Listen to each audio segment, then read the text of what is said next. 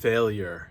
It's a concept both of us are pretty familiar with. To grow, you must fail. But what happens when you fail backwards, when you feel like your failure actually sets you back instead of helping you move forward? A couple of weeks ago, I injured my A2 pulley tendon. I failed, and I failed backwards. Now, for the next few months, I'll be in rehab and I won't be able to really train. Failure comes in three parts. There's the build up to the failure, where all your mistakes slowly add up. Like imagine water in a glass. The water is going to slowly fill over to the top, and then when you reach that failure, the second part of failure, it overflows and something snaps. And then whatever you do after the third part of failure is a complete mystery. And most people disagree on what to do after you have a setback or a failure like that. Some people say, take some time off.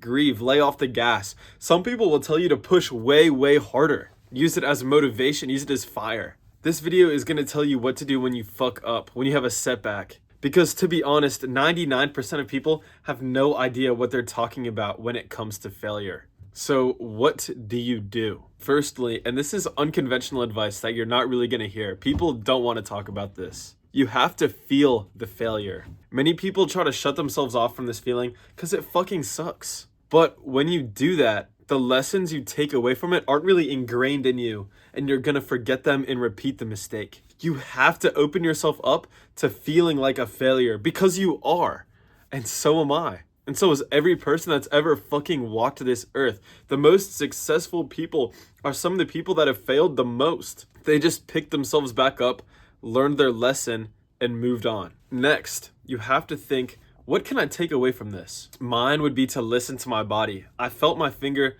slowly weakening for about a month before I got injured. But I kept pushing it to its absolute limit, and so my tendon fucking snapped. If you don't learn, this setback is for nothing. A lesson will be repeated until it is learned. And if you don't learn this lesson, I promise you it will be repeated again, and you're going to encounter the same setback over and over and over. And it's going to suck just as much, if not more than it does right now. Even if what you take away from it is small, that's the most essential part of this process, is that you learn something so this doesn't happen to you again. And finally, you have to analyze where you are in this moment objectively. What position are you in, and what paths can you take to remedy this? What is the best route that I can take from here? You have to realize that your position is set in stone. You can't change where you are at this moment, but you can change where you're going. I could push my finger harder, turn it into some major rupture and never climb again. Or I could rest it for 2-3 months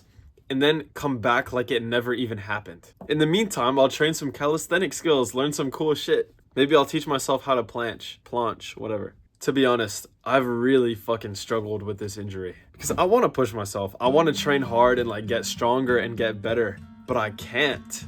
My whole For You page is filled with people pushing themselves hard, and I see it every day, but I'm probably getting weaker and there's nothing I can really do about it. But you gotta realize progress is not linear. Setbacks are natural, and they're actually an essential part of the process.